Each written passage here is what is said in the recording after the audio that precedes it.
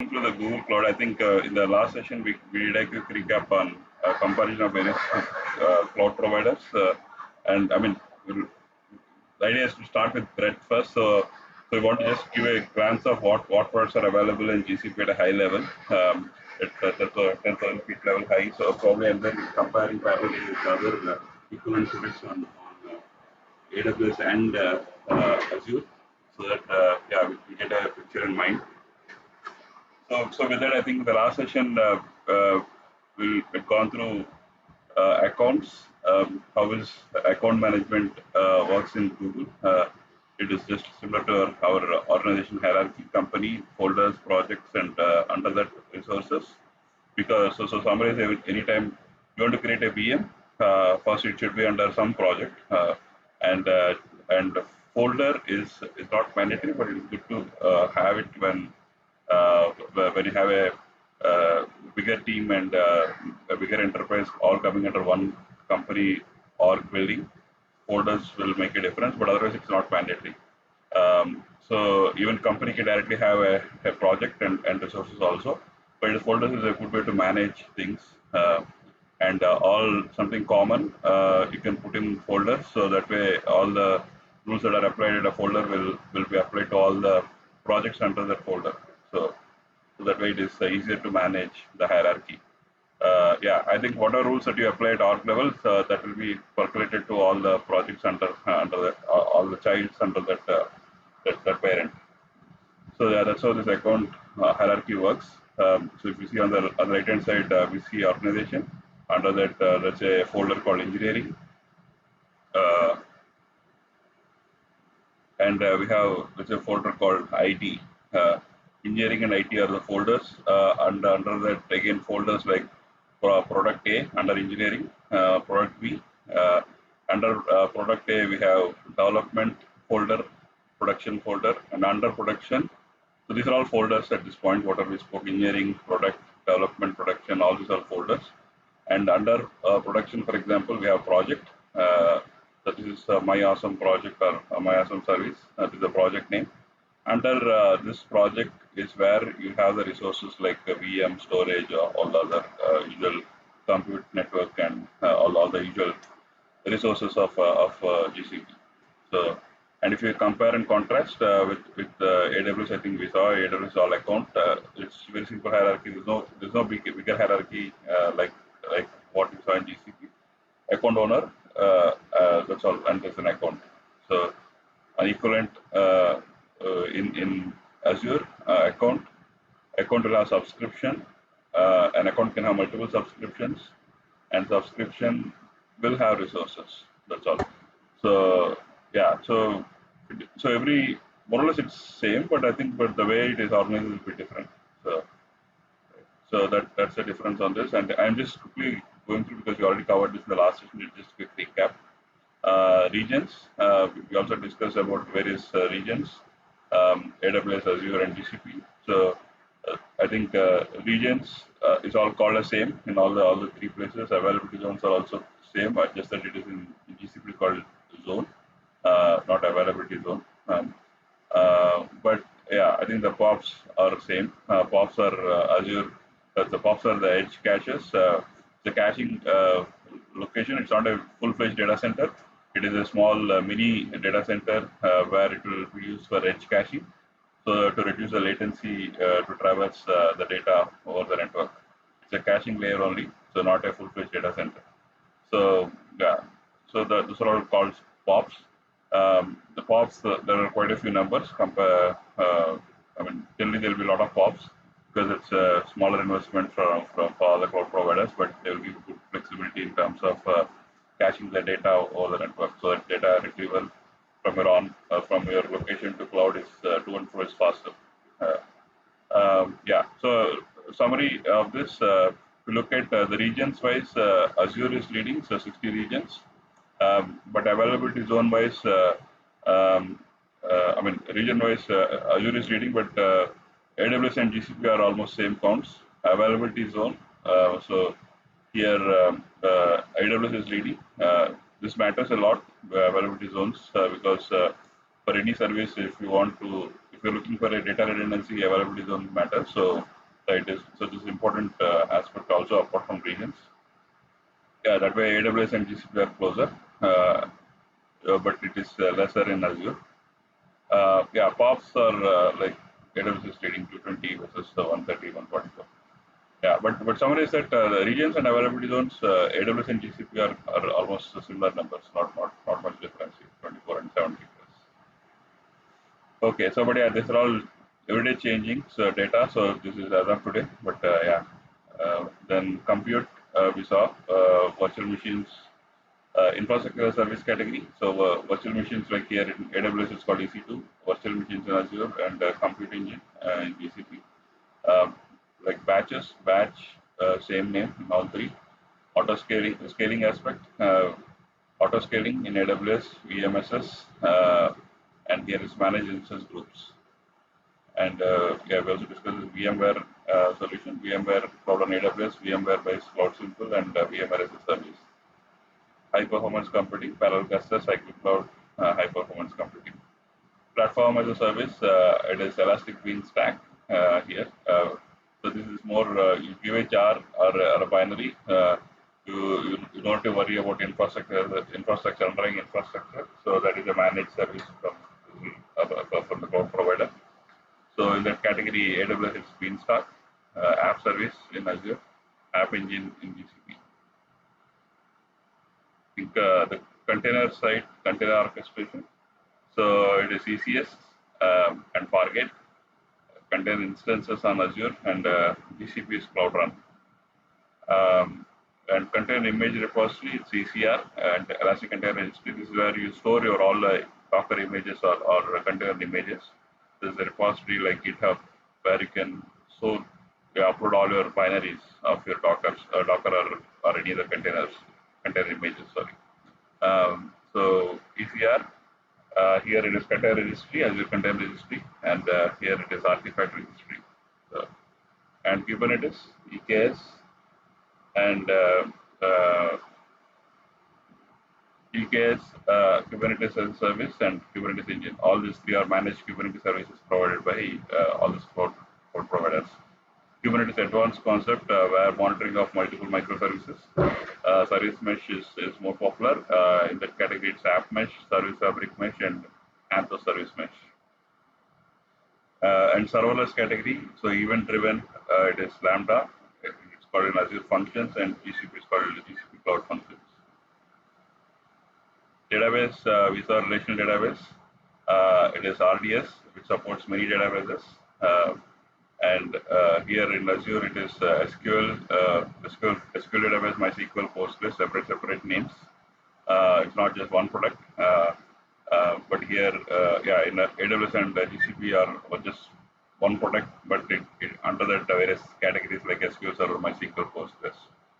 So yeah, and horizontal scale databases category. So Aurora DB, which is a proprietary, Cosmos again Azure proprietary, Cloud Spanner is GCP proprietary. DB is where it's a scalable databases for the relational category. So these all the other databases are open source databases, but they will not. If you're looking for a scalable solution, I mean super scalable solution, they'll also will scale, but just that they'll have some limitations because so the source code is not the cloud vendor's proprietary. So they'll have some limitations, but so to address those limitations for high scalable DBs and multi-regional copies and high redundancy and all the super duper features that you think about for a database for a super growing very big customer kind of a lot of users that you have. So for a scalable solution, then each of these have their own DB versions. So yeah, that's Aurora DB, Cosmos DB, and Cloud Spanner. The Cosmos DB is a different set where it has it can support both. The name will come in both these places, in the relational database and also the non-relational database. So that is a bit different in this set. Where Cosmos DB it can support both relational and also non-relational, which is that non-relational means NoSQL. And the NoSQL category, so we have in NoSQL there are a lot of variations: document, graph, key value, wide column store. So various combinations are there in NoSQL. But yeah, we have respective databases are there to support these features. In AWS, there is DynamoDB, which is a key value store DB, SimpleDB, and Document DB. So whereas in Azure it is Cosmos DB, and GCP it is Cloud Bigtable, which is a wide column store. Firestore is a document store DB, and Firebase real-time DB is also a document store DB. Bigtable it's a Hadoop implementation, but primarily it's a Hive and HBase implementation of HBase implementation solution from Google.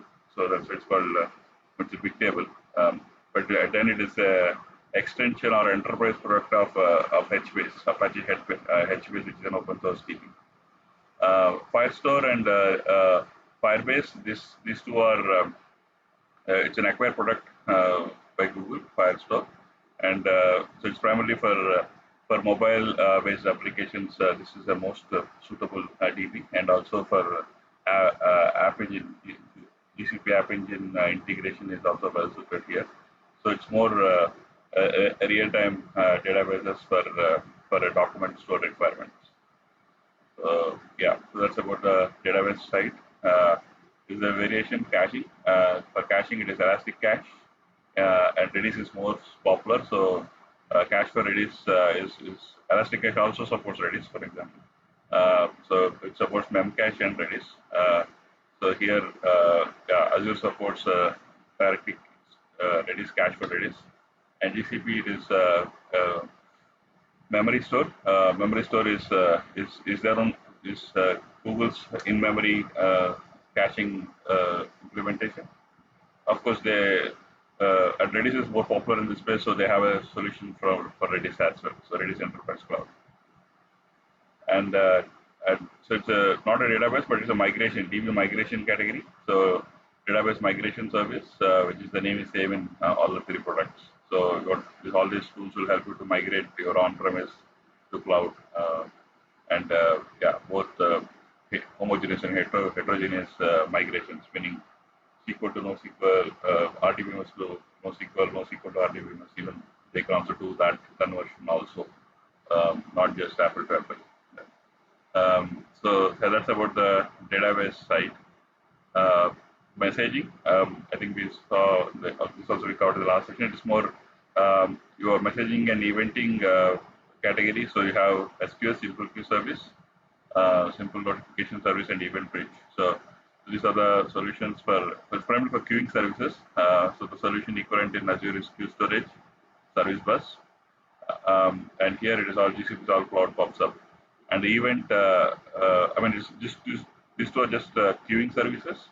But if you're looking for event management, like you want to take based on the event, you want to take some action, so that kind of want to manage every communication that is coming from the service as an event, then the simple notification service are Event Bridge. Here it is Event Grid. Here it is again cloud PubSub. PubSub is Pub stands for publisher and Sub stands for subscriber. So it's publisher subscriber. So yeah, that's about the messaging. Web application. So this one let's say you have a web application and you want to host your web application. AWS solution is Beanstalk, and the other implementation of that is LightSail, where you have a jar and you want to host the jar, so you can use these products. So the underlying infrastructure, scaling aspects all managed by the vendor here, it's AWS. Same thing, equivalent is App Service, and GCP is App Engine.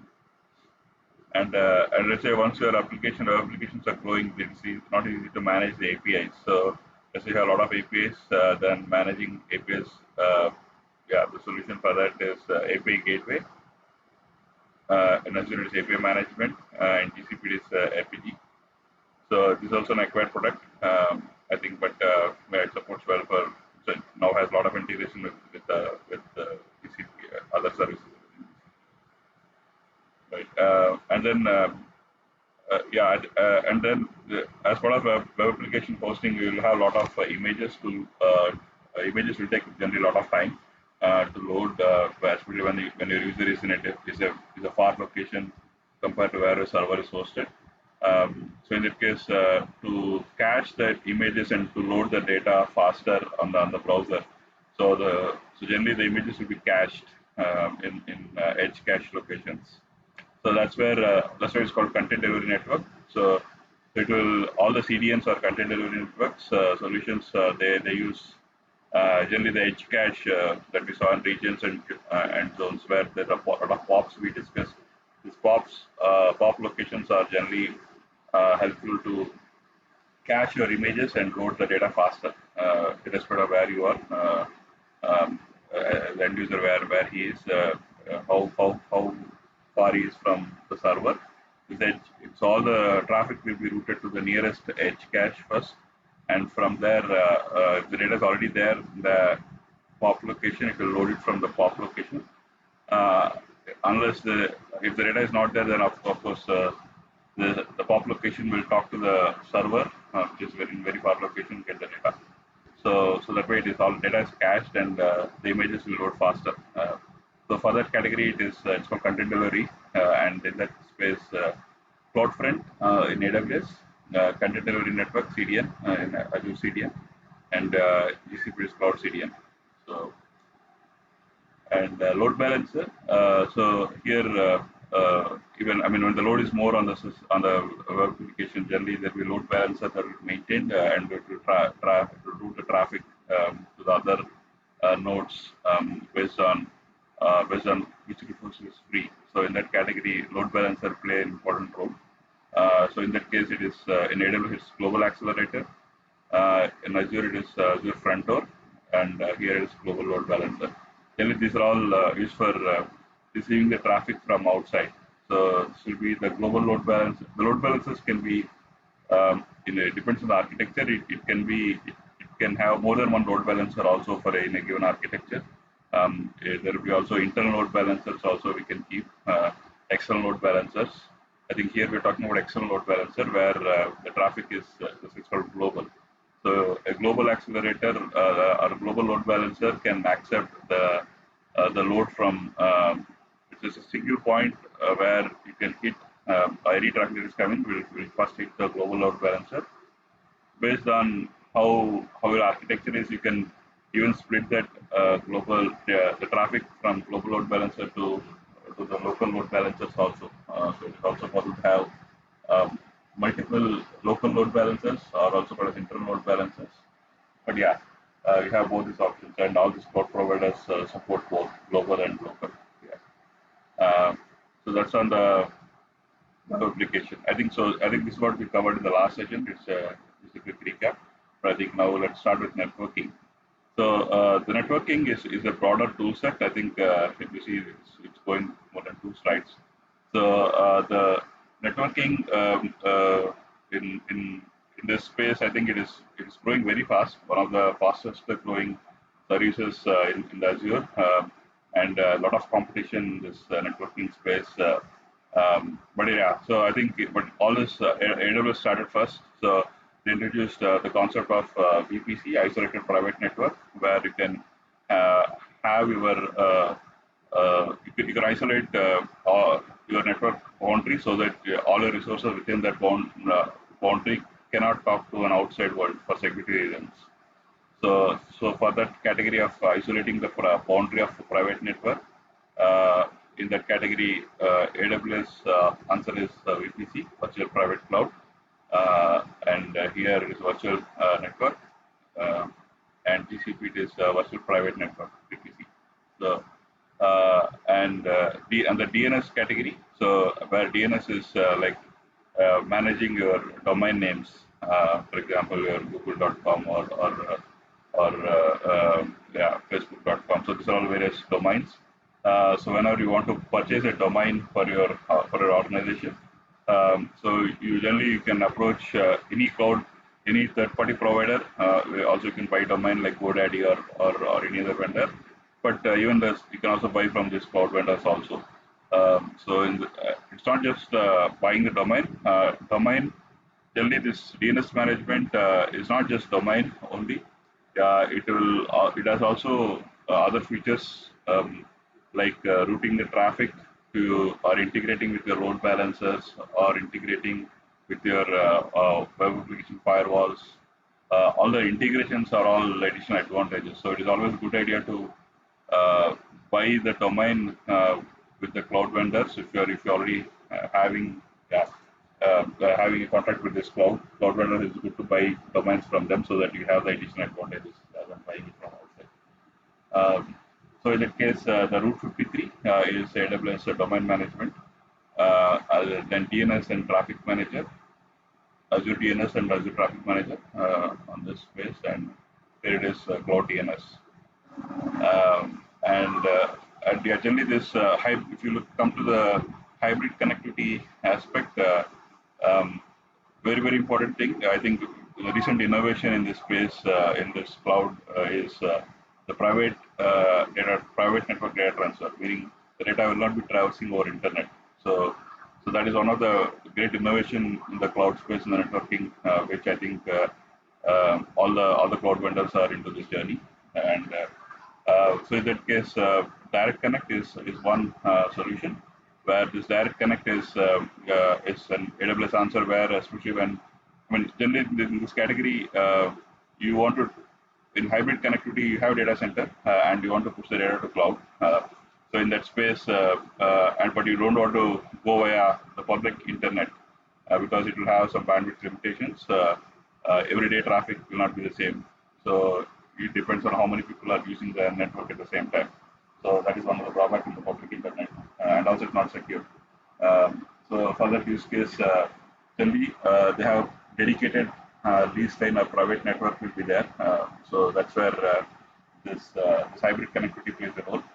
In that category of connecting your on-premise network to cloud, so they have this private network that will be lease line will be maintained, and in that space you can buy in AWS Direct Connect, Express Route, and Cloud Connect. So all these three solutions, generally they have as long as based on location where you are, if there is a lease line that is already provided by the respective cloud vendors, you can use that. But most probably, I mean, if you're generally in a remote location, then you may not. I mean, those cloud vendors may not have your direct connect options. So probably in that case, you might have to tie up with another third-party network provider in between. So that will take some time. So that is one of the drawbacks in all these three. But I think every day this cloud network is expanding. So yeah, at some point they will avoid or they will try to connect to most of the places in very short span of time. But yeah, till the time, probably it depends on where you are. Probably in all the places, all the important cities and important locations, they already have a direct cable connection. But in case if you're a remote place where it is not possible to have direct connection with these cloud vendors, you have to go through a third-party provider. For example, in India, for example, Express Route has a tie-up with the Reliance. So using Reliance and Airtel, so you can connect to and transfer the data from your on-premise to cloud. For example, in our project, there's a recent requirement where we are using Azure, and we had to use Express Route because the client wanted to transfer the data over the lease line, not on the public internet. So we Express Route is a solution because it's an Azure-based solution, but we don't have. I mean, so we have to approach Airtel to give this connect this lease line because Chennai is not still connected on the main line from Azure networking aspect. Yeah, so that is and the connection is from it depends on the source and destination. So yeah, so the source and destination both should be connected to the cloud traffic line. Then you could be okay. But otherwise, if you are the source and destinations are not connected directly to the cloud network, then you have to go through this mediators in between. So yeah, that's how this works. Um, yeah, and then that's on the private network. But let's say if you want to go on a public internet or transfer the data over the public internet for hybrid connectivity, then VPN is a solution. VPN uses internet. So VPN gateway and VPN gateway or Azure virtual WAN and cloud VPN gateway. So that those are the respective VPN products in this VPN space. Yeah, let's and then next is this dynamic route management using border gateway protocol. So generally for hybrid connectivity, uh, your resources on cloud should talk to the data centers on premise. So generally this you need to advertise. They call it advertisement. So you need to advertise your IP addresses over the network from your cloud to the on-premise router. So the router to router communication will happen only through IP advertisement. So and that IP advertisement will happen through border gateway protocol. I mean your IP should support the border gateway protocol. So then you can when you do an advertisement, the routers can talk to each other from the router on on-premise and router on cloud. So that's how they come to know and they can make a connection from on-premise to cloud or cloud to on-premise. In that space, PPC is a broader tool. It has resource-specific name, a separate product, but in the Azure and GCP they have separate products. For example, GCP is very logical names, the cloud router. So and here it is a virtual network gateway. So this network gateway or cloud router routers. These routers.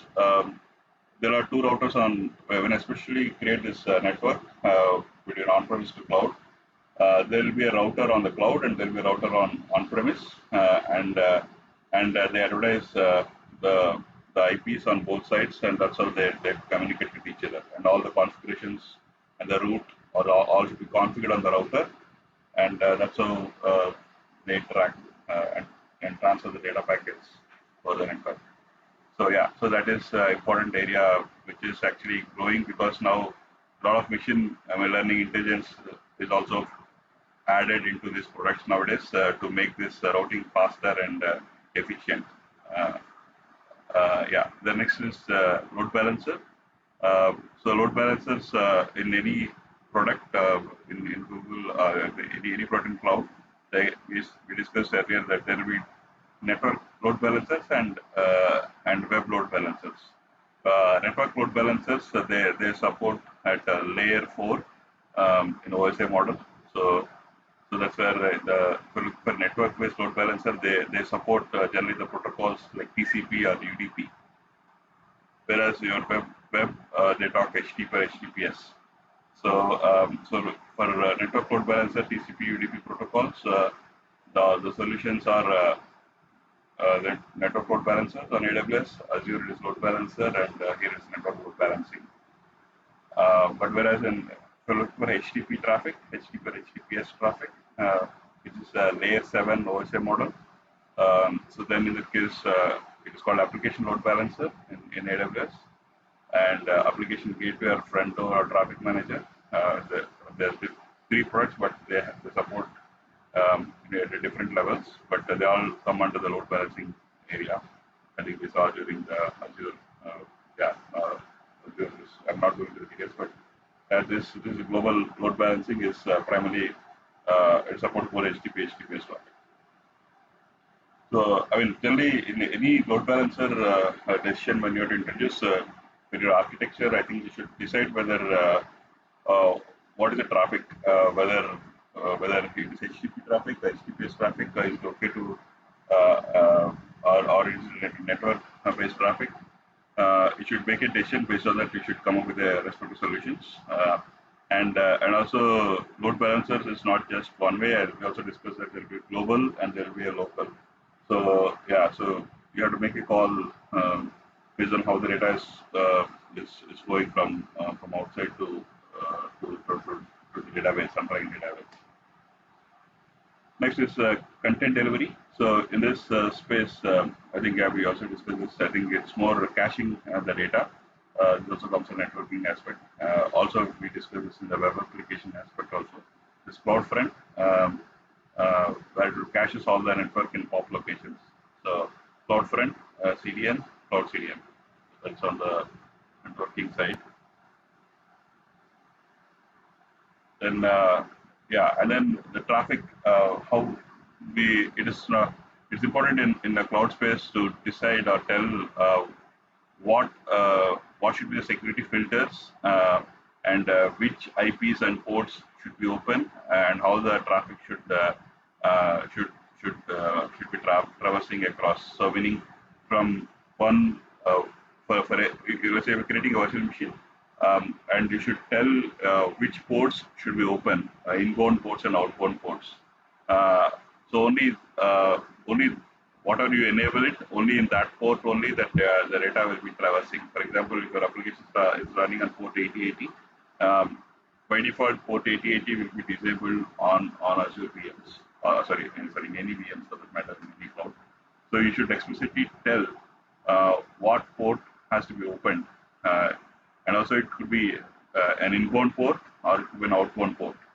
And also you can also tell you should allow the connection of internet.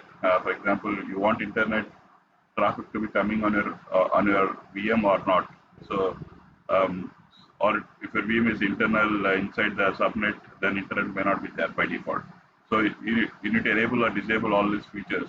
So for that, all these cloud vendors have their respective tools like security groups, NACL, for network firewalls. So they all will decide the traffic in terms of how many ports are to be open, in what port, inside inbound traffic or outbound traffic, which IPs, which ports, what is the source IP and what is the destination IP. You can also tell the traffic to a particular VM is coming. You enable the traffic for all the users, like put star means it will enable all the IPs can hit this VM. But let's say you want to restrict the traffic coming from only from your laptop, for example, laptop IP, or for example, any fixed geographical location or fixed network. So you can filter that so the traffic can, instead of putting star, you have to put your respective IPs or a range of IPs, so that only traffic coming from those IPs only will be allowed, not other traffics. So likewise, you can apply rules at firewall level, so that way, yeah, the traffic can be filtered before it reaching to the cloud resources. And that's where this the application security groups and network security groups, ASG, NSG firewalls. It is in GCP. It's all just firewall rules. So one place where you can configure all these things. So next is this is all about network and application security, and there's also web application firewall. So especially web applications are prone for. I mean, generally the web applications are on internet. Uh, so your first hitting point of the domain on internet can be exposed to a lot of security aspects because it's on public internet. So when public internet is equal to security vulnerability. So you should be protecting your traffic from all the security exploits. So for that, a lot of tools are there in the space of web application firewall category. So AWS Shield or WAF. WAF is web application firewall. So Shield and WAF are the solutions for AWS space. And here it is application gateway, WAF, and front door WAF, CDN WAF. So all these WAFs are created in all the load balancers. I mean, generally this is tied to a load balancer. WAF is not an independent component. They will be tied to a CDN or a load balancer. So because that's where your first hitting point of the traffic. And here in the GCP space, it's Cloud Armor. So, I mean, yeah, I know a lot of terminologies are there, but yeah, just be familiar with the terminology. I think let's go deeper into this later on. Then NAT gateway. So especially when you want to traverse the traffic between two networks, I mean two networks or two subnets, you want to do data transfer, then NAT gateway plays a major role. And as well as Internet gateway or NAT gateway is on AWS side. It is virtual network NAT, and here it is in GCP Cloud NAT. Um, and so all is all on public internet. Let's say we want to have a private internet. I think we discussed here. So the private connectivity is not on public internet. So it's a private network on the respective cloud vendors local network. So in that case, private link is your solution in both AWS Azure. Here it is GPC service controls. So and yeah, but generally when it comes to monitoring your traffic, I mean, the operations team, generally they need network logs for any troubleshooting. So the normal logs, application logs are different, but when the application says that there is no incoming traffic coming, then that's something a networking team has to debug at a network side. So, so these networking logs, like application logs, network logs are equally important for the networking team to debug something. So all these cloud vendors yeah, provide this network log. Network logs are a bit different compared to your general application logs. So they tell what is from which source, how many packets are being transferred at which destination and which IP, and what is the route that it took. So all this information will be there in the logs, network logs. So that is where this VPC flow logs and Azure is NSG flow logs, and here it is the VPC flow logs. Then also it's not just network, also this firewall will also have some logs. So that is network firewall, energy flow log, same name, and here it is firewall rules logging. Monitoring. So monitoring is very important for all the resources in the networking area. So all these are tools which are integrated inside a parent monitoring service, which is generally in AWS is CloudWatch. CloudWatch has an integration to VPC flow logs and firewall logs also. So and also all the AWS resources also talk to CloudWatch. In Azure it is Azure Monitor, and in GCP it is operation. So its stack driver is a popular name, but I think for some reason just very recently they renamed this to operations. There it is. The old name is stack driver. So yeah, so all this monitoring is one of the wider tool, very big tool.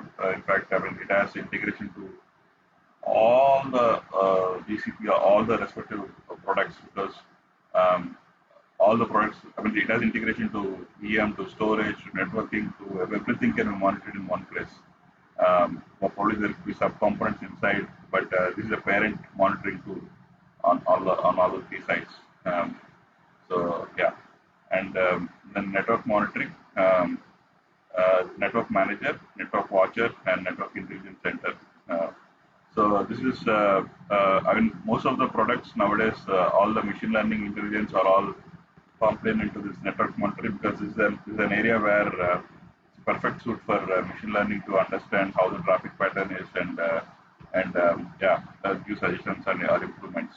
So I think recently all the network are integrated with give recommendations to you in terms of network and data traffic, and they give recommendations to you based on how the traffic is or what to be enabled or disabled for better managing your traffic. So and then connectivity options. I think yeah, it is primarily on-premise and cloud connectivity. In that space, direct connect, site-to-site VPN or point-to-site VPN, and here it is direct interconnect, partner connect, carrier pairing. So these, especially in this space of interconnect, where your on-premise and on-premise network and cloud uh, has to communicate with each other. Yeah, here if it is direct connect is suitable if if your location is already having a type with Google, or your location is already in the Google's networking connectivity area, then you can use direct interconnect. But otherwise, if you're not in the space where your location is not in a place where Google is not having the C cable or other cables, then you tie up with a partner. For example, like the same case which you said, like Airtel or any other telecom partner, they have interconnect. So basically, how this works is from your data center, you will send the traffic on a lease line to uh, your telecom provider's network, and from there they have a direct connect via C cable or over the wire. So they have a direct connect from the telecom vendor to the cloud. So it's a two-hop. First hop to your telecom vendor and then to your cloud provider. So that's how this is called partner interconnect, where Google has a partner with lot of telecom providers across locations. And carrier peering is primarily for carrier peering is what I told. Actually, partner connect interconnect is for various partners within Google. So a lot of partners already have a direct connect. So yeah, so if there's a you can tie up with a Google partner and transfer the data over there. This partner is it need not be it's not a telecom vendor. Carrier is a telecom vendor. Sorry, I told wrong. So this partner interconnect is a Google partner. Need not be telecom, but here it is carrier is a telecom vendor. Right. So that's about the networking side. Sorry, I'm going a bit fast probably, or it's too much of information. Any questions? Sorry, in this networking space. So Sham, so you try to stop at a logical point, and Yeah. so that we could discuss about the parlor thing, continue that kind of a thing for some time. Okay. Sure. Yeah. Yeah. Okay. Next comes to the storage aspect. Storage aspect is one of the area where generally a lot of options are there in the storage space. Yeah, I think this is slightly complex. Yeah. So in this object storage is a common usage. S3 is the AWS solution for object storage, and Azure it is blob storage, Azure blob storage, and GCP it is cloud storage or cloud storage for Firebase.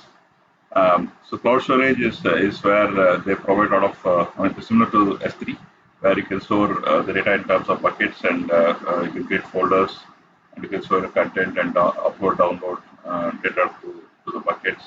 Uh, that's how this works. And Firebase is probably for the mobile applications, where so they have an integration to all the mobile SDKs. So you can, if you're looking for a mobile SDK solution, then cloud storage for Firebase is your solution. Firebase, there's the concept. Cloud storage is a solution for answer to S3 in the GCP world. And then various once you're done with the object, let's say your requirement is a disk, you're looking for a disk storage. Then AWS it is EBS, Elastic Block Store, and Azure it is Azure Managed Disk, and GCP it is GCP persistent disk and local SSD. So persistent disk is generally used. It is probably your like C drive, D drive that is there in your VM or your laptop. So that is where the persistent disk. But if you're looking for external storage, but the data will be once you terminate, the data will be lost. So I mean, local SSD is a solution where you are not looking for a persistent storage solution. So it is like a temporary disk. Local SSD is a temporary disk. The data that is there in this local SSD will be gone once you restart your VM. So, but they come with cheaper price. So yeah, so either you can go for a permanent data storage, which is persistent disk. Temporary is local SSD. Um, and file storage, so you have data in form of a file, then Elastic File System (EFS), and Azure it is Azure Files or OneDrive for Business, and in GCP it is File Store or the Google Drive Enterprise. So Google Drive is I think most of us use, but I think that's for personal use. But and there's an equivalent Google Drive Enterprise solution also there. So that's also a file storage solution. So yeah, so EFS files and file store. Then hybrid storage. So I think yeah, it's right here. So the hybrids, yeah, will come from top. So archiving and backup. Let's say you want to store, you have the data. So, but let's say you want to take the backup of your data and or archive the data. So the low cost solution is S3 infrequent access. Infrequent access is where you use the data that you don't use very commonly. So if you're looking for an archival based solution, let's say you'll access the data about once in 6 months or once in a year. So then your low cost storage solutions will be a best option for you. So in this case, it is S3 infrequent access. In Azure, it is storage full time, and GCP it is cloud storage nearline. So they have nearline, cold line. So it's called nearline. And let's say you're looking for, you will not even access the data, not even in 6 months or 1 year. So you're looking for a permanent long-term storage, primarily archival kind of a solution. Then you get a very cheaper cost if you use in AWS, if you use S3 Glacier or Deep Archive. In Azure, Azure Storage Archive Access Tab, Storage Archive. Here it is Cold Line or Archive.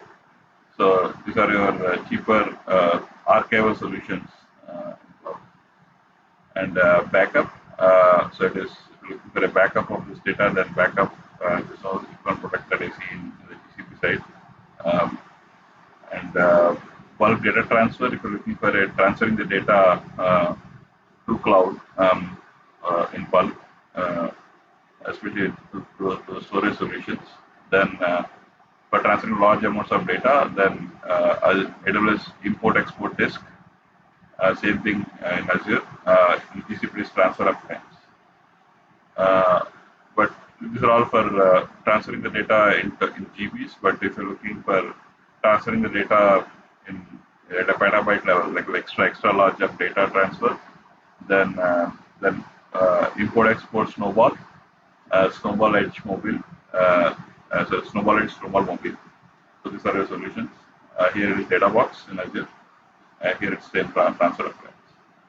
So and this hybrid storage aspect, it is let's say you already have an integration. I mean, hybrid storage is from the name hybrid. You're looking for a solution where an on-premise and cloud combination. So on-premise, generally all these cloud vendors, they realize that most of the data is all there in enterprises in their data centers. So, but you want to push the data to cloud, then you need to have some on-premise integrated storage solution. So that way, behind the scenes, the data will be pushed to cloud, but initially the data will be stored in their on-premise storage solution. But even behind the scenes, the data will push to cloud. So that way, the latency between the cloud and on-premise that can be minimized. So in that aspect, so storage gateway is a solution in AWS. Store Simple in Azure. I don't see anything equivalent in GCP yet. And also cloud file storage, especially these are object storage integration, primarily integration with S3. RS3 are equivalent in Azure. So this one is not is for object storage. Second one is for file storage. The data sync or file sync. I don't see anything equivalent in GCP. So yeah, that's about the hybrid storage solutions. Yeah. So any questions here? So if you see fundamental, so we covered almost the networking, storage, compute. What else we covered, Sham? Yeah, messaging, databases, compute, primarily on the virtual infrastructure service PaaS and Kubernetes. Yeah. So if you see, there is not much of a difference between these providers. All the providers, except for the hybrid storage thing, I think it is on the pipeline for GCP. It is coming because they are mostly into the Kubernetes thing. Whatever they are trying to come out with their hybrid solutioning, it is more on that space, touch base on the Kubernetes side of it, but it will be the hybrid solution. Uh, but apart from that, mostly if you see, I would say probably 80% GCP has all the services, 80 to 85%, right? No backup, I see, but very few that know GCP. Most of them GCP has, correct? Yeah, yes, yes.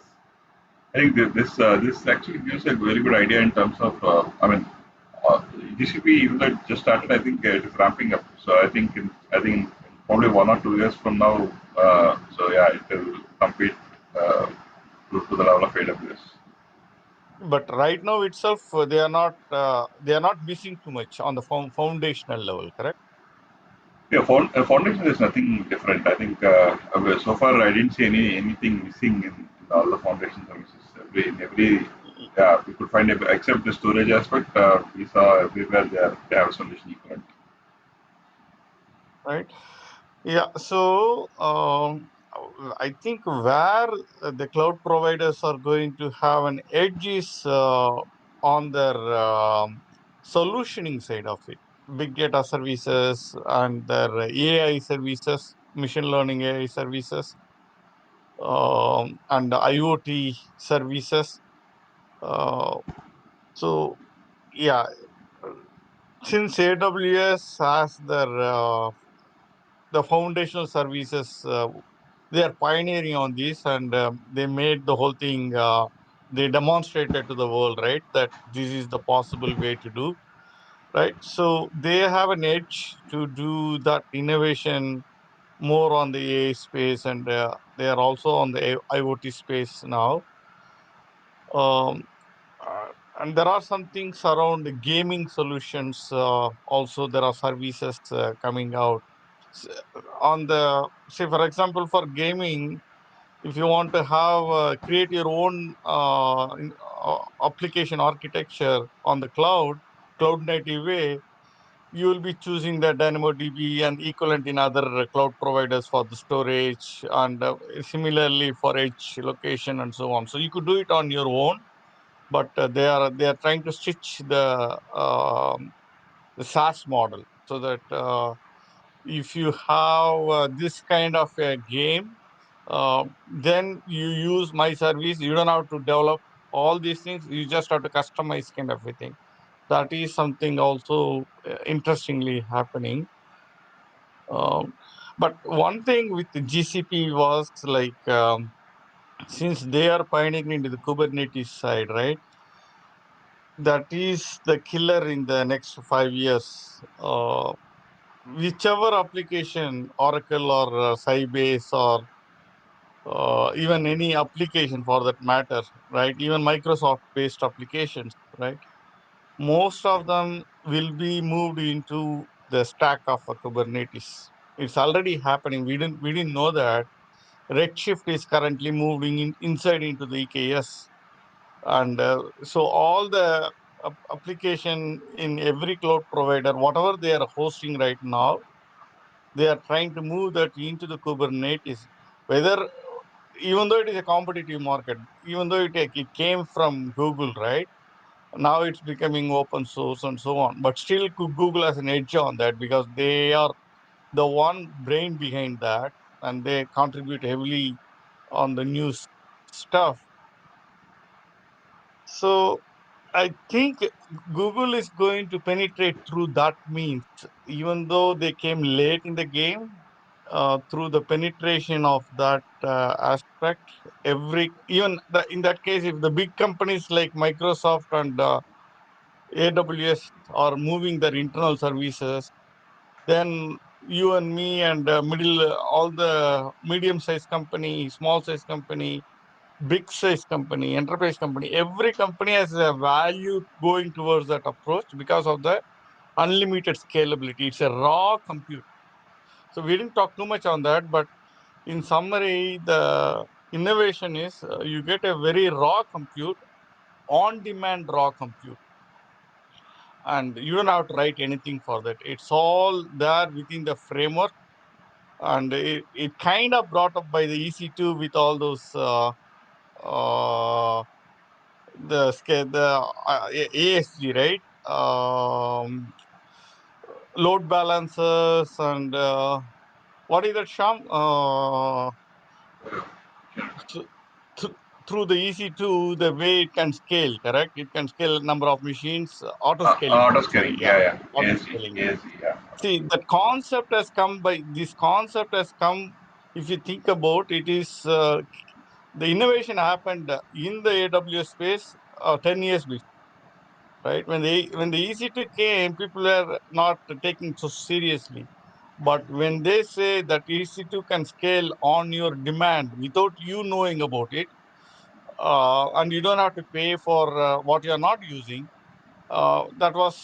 that they made it reality, right? But Google's thing is, okay, so take that, that happened on the VM level. That whatever happened, that innovation happened on the VM level, which was a good stuff. Now they said, okay, VM itself is a huge overhead.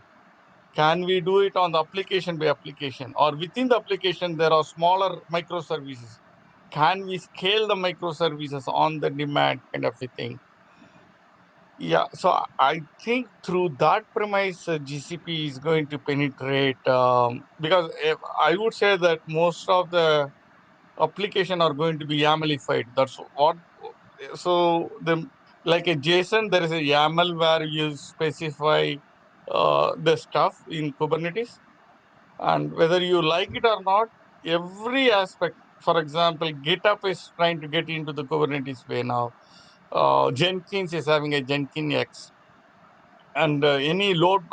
We are using something called Locust. Locust is a for Python we are using as a load testing tool. Now that is a Kubernetes version of it. If you keep looking at, even for middleware, I'm a middleware guy, right? So middleware, Red Hat products behind the scene, it's all going within the Kubernetes. ODM, iLog, that is going within the Kubernetes. Drules, open source rules engine, that is going behind the Kubernetes. So I think indirectly, whether they actually thought about the overall thing and so on. Once they made this particular thing open source, this really got into the uh, eye of every aspect of the company, mid level, small level, and bigger companies. So it is going to be the de facto for the orchestration for microservices, and every company has to go around it to embrace it. Otherwise, they'll be if AWS is not going, they have a SageMaker for uh, the AI and machine learning thing, and they're pushing very hard not to use Kubeflow and those Kubernetes way of doing. But enterprises are giving restriction back, saying that no, architecture wise, anything AI or big data or your web application or game application, it's all compute at the end of the day. So we want to go with that standard architecture kind of thing. There's a huge pushback, so that AWS cannot stand on that proprietary thing. They have to embrace around the GCP way. So So, I think uh, my gut feeling is these guys are going to slowly penetrate a little bit more than their existing market share because of that. so Srini, I think it's a good point actually. So one of the things that which